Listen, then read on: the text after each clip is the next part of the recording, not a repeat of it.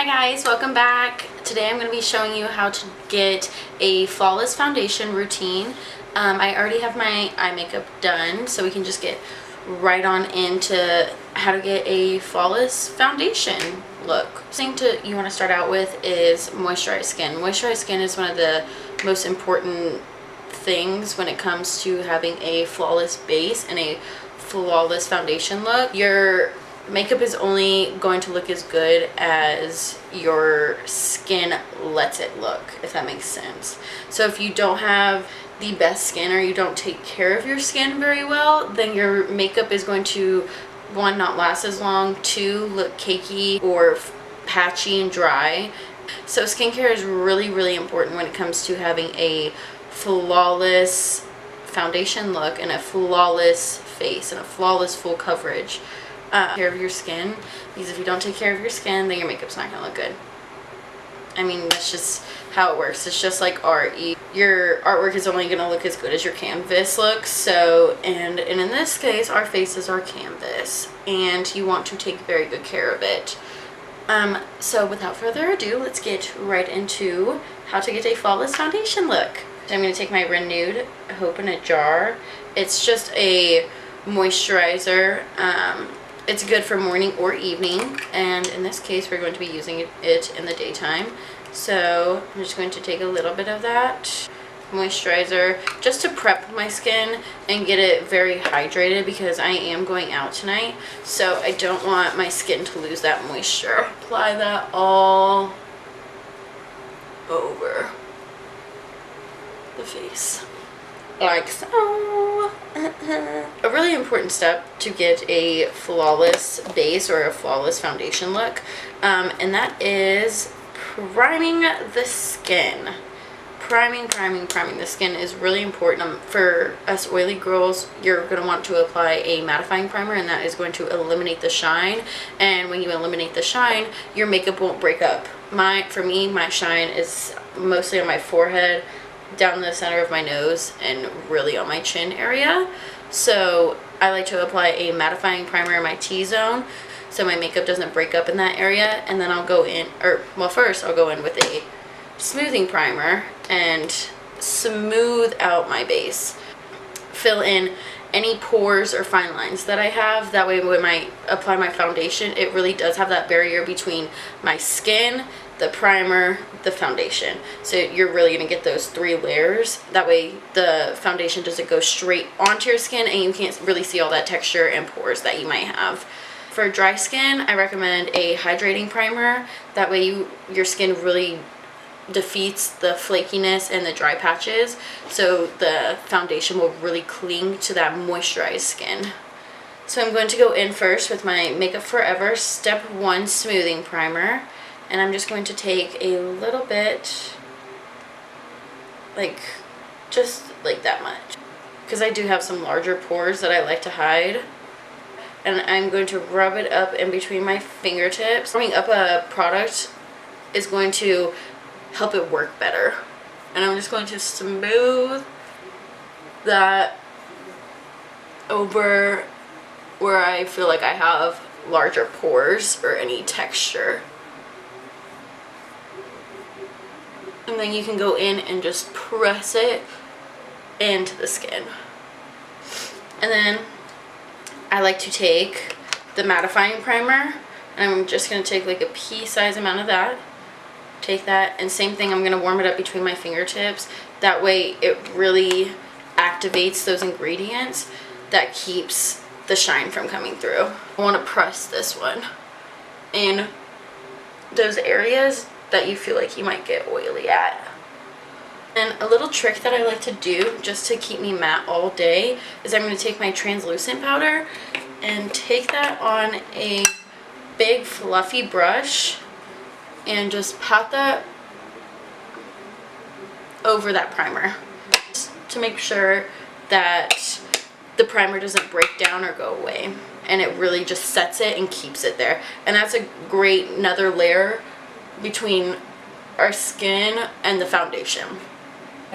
I find that this loose powder, the Laura Mercier translucent powder, gives like a smoothing effect, so it's also really good to hide any texture to your skin before you put on your foundation. So now that we are primed and set with some translucent powder, now we can go in with our foundation.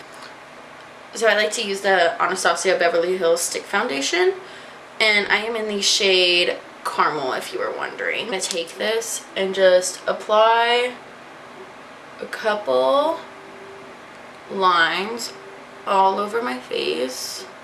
I like full coverage, so the more, like this one, I feel like I can apply and apply and apply and apply and it still won't get cakey. So I really like to apply a lot of it because I really like full coverage foundation.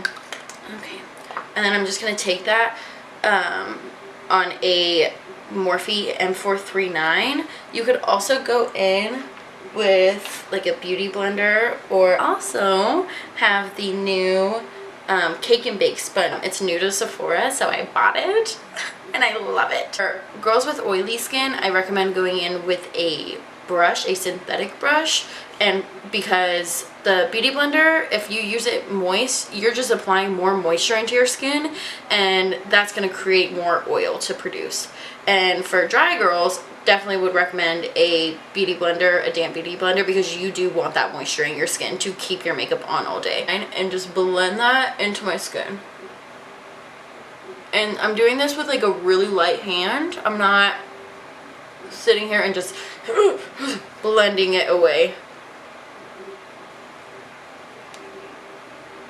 And then bring it down the décolleté a little bit, just to make sure everything matches. Same thing for on our forehead.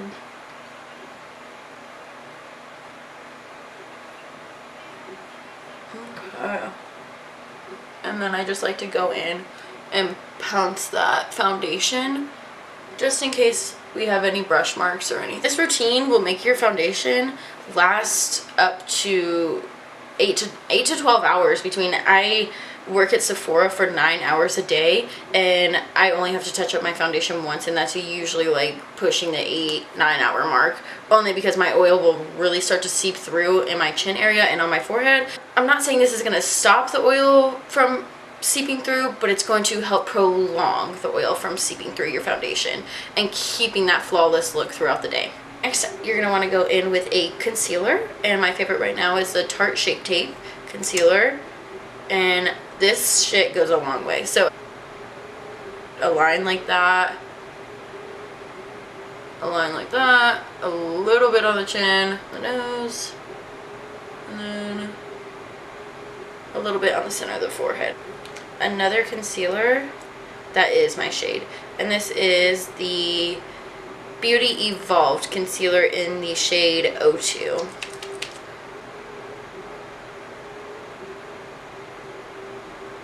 Just to darken it a little bit and not make me so highlighted.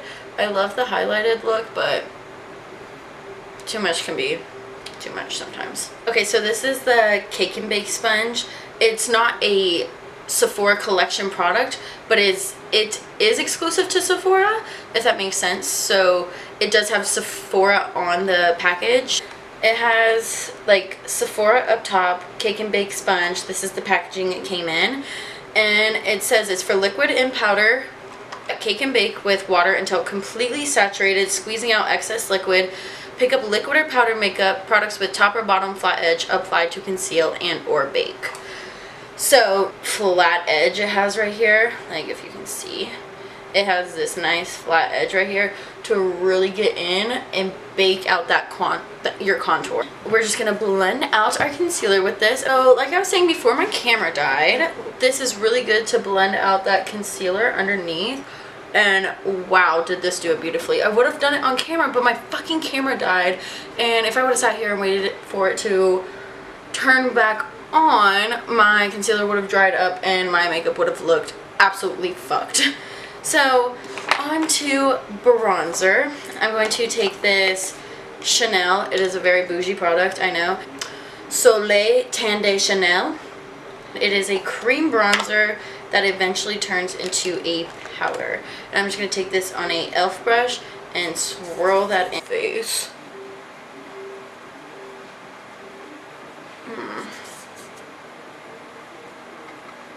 I love this product. So bougie, but me like. Oops. A big fluffy brush and that Laura Mercier powder again. And just set that. And then we can go in with blush and highlight, and that will be our Flawless foundation base routine. This NYX blush in the shade Hamptons. It is just a very nude pink color. And I'm just going to take that on an angled blush brush, tap off the excess, and bounce that onto the apples of my cheek.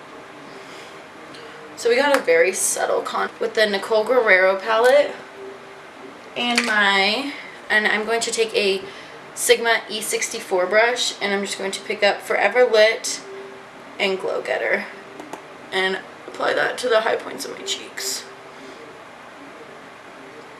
Like so. Then you can even take that Cake and Bake sponge again, go in underneath your contour, take that and your contour to really sleep. The last thing you want to do is to make sure you always set your face with a setting spray that's good for your skin type. For me, a oil control setting spray is great, and for girls with dry skin, a dewy skin mist would be great to keep that skin looking fresh and moisturized. So I'm just going to take this and spray it all over. I don't know, my hair is looking wild as hell, but I hope you guys enjoyed this flawless, how to achieve a flawless foundation look. Thank you for watching. Don't forget to subscribe if you haven't already. Give this video a thumbs up. Leave any ideas that you have for videos in the comment box down below, and I will catch you guys next time. Bye!